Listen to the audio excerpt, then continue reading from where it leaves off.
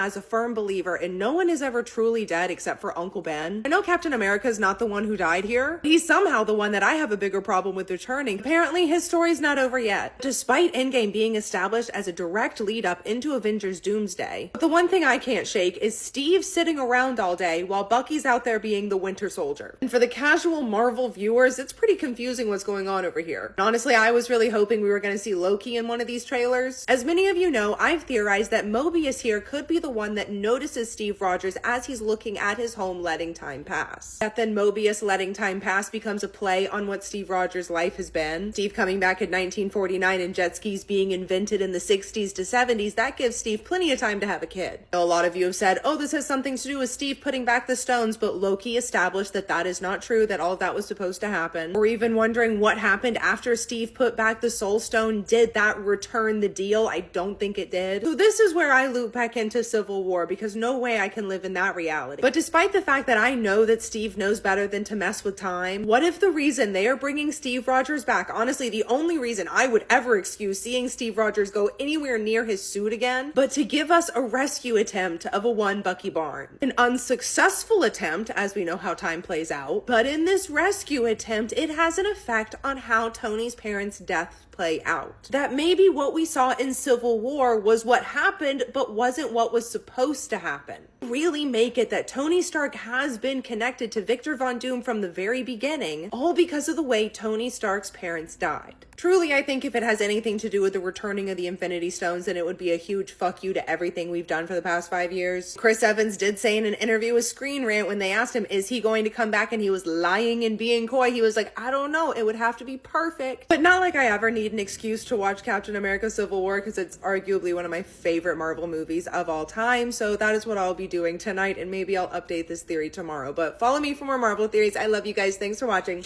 Bye.